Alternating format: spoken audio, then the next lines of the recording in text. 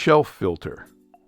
Audacity 3.3 introduced a new filter on the effects menu, Shelf filter.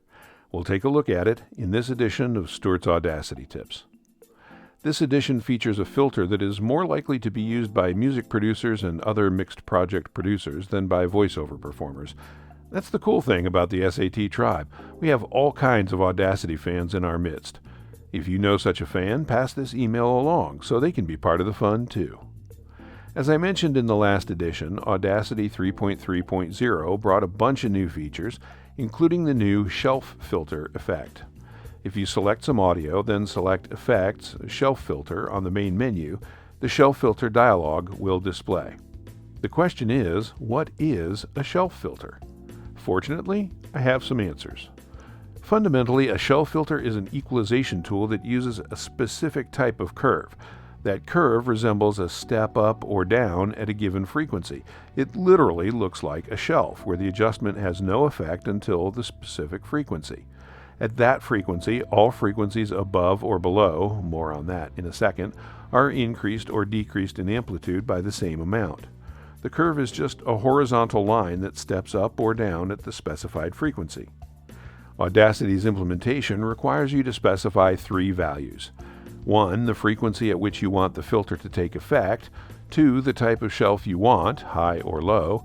And 3. The amount of change in amplitude you want, up or down. The frequency is easy to understand. It's the frequency where you want the change to happen. The type indicates whether you want to change the frequencies above, a high shelf, or below, a low shelf, the specified frequency. The amount specifies how much you want to change the affected frequencies. Positive values increase the amplitude by the specified amount in dB. Negative values decrease the amplitude by the specified amount. Audacity adjusts the amplitudes using a curve that varies by 6 dB per octave uniformly around the specified frequency. This means that if you specify 1000 Hz as the frequency, Audacity will begin the adjustments curve at half an octave on the side of 1 kHz opposite the shelf type, and end the curve that changes to the new amplitude at half an octave after 1 kHz. This prevents sudden harsh changes in the sound. Here are some illustrations of the 4 types of shelf filter you can use. The patterned area in each example shows the frequencies that will be affected and how. Basically, there are 2 things to keep in mind. High shelf filters change the frequencies above, to the right of in these illustrations, the specified frequency, while low shelf filters change the frequencies below, to the left in these illustrations, and positive values increase amplitude while negative values decrease amplitude. When might you want to use a shelf filter?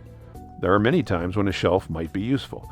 For example, if you have a track that contains all the strings for an orchestral piece and the double basses are a bit strong, you could use a low shelf with negative amount to help the rest of the strings, the cello, viola, and violin, which are higher in frequency than the basses, have a more equal sound. Or you might add a high shelf to a snare drum track to give its higher frequencies a bit of extra snap. That's how shelf filters work, and now you can use them in Audacity without having to fiddle with building a custom EQ curve. Hope this helps. I'm Stuart.